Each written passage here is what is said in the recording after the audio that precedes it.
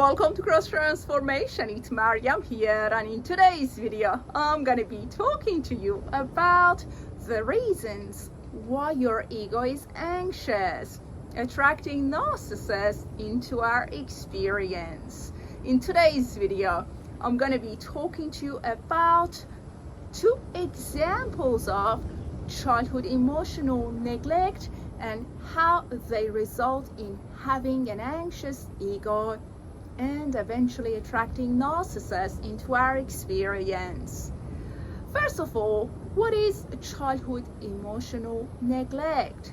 When a caregiver is not present, or they are present but emotionally unavailable.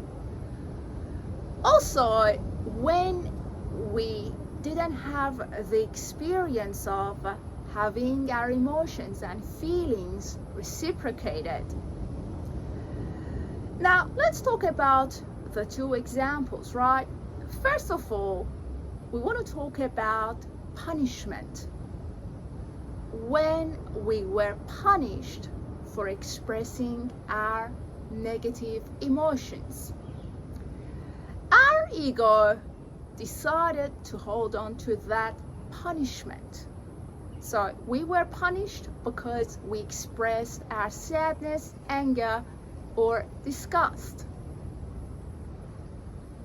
Ego decided to hold on to that punishment. To cope with it, it became anxious. Now we're dealing with an anxious ego.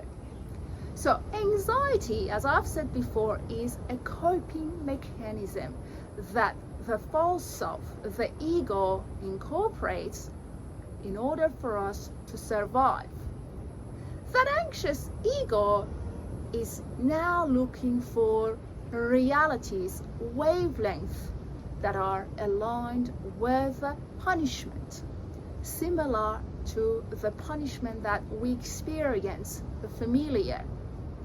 You see, punishment resulted in an anxious ego because ego is dealing with that punishment in the state of projection. Coping with that projection, the manifestation is anxiety, looking for similar wavelength.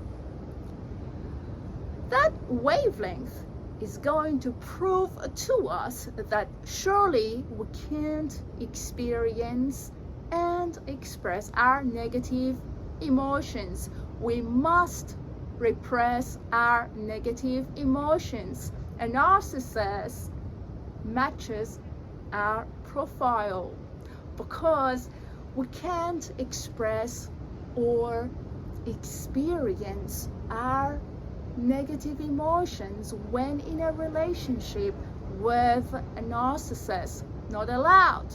We can't be authentic. We must repress in order to explore a relationship with a narcissist. The second example of neglect is when they zapped our positive emotion with a negative response. For example, we were excited and they told us, "What's the matter?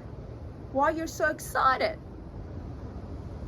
The false self decided to control us.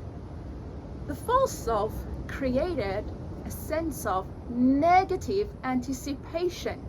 So deep down, we are dealing with a sense of negative anticipation without knowing it. Again, the false self, the ego, is coping with it through anxiety. An anxious ego keeps perceiving reality. We get to experience our reality through an anxious ego. So who is going to walk into our reality? Somebody who is going to prove to us that that negative anticipation is valid. A narcissist, right? So that negative anticipation is going to be the result of not knowing what to expect. And when it comes to having a relationship with a narcissist, we surely don't know what to expect. So the false self is again looking for wavelengths that are going to prove to us that we can't predict what to expect. The uncertainty is going to be our experience.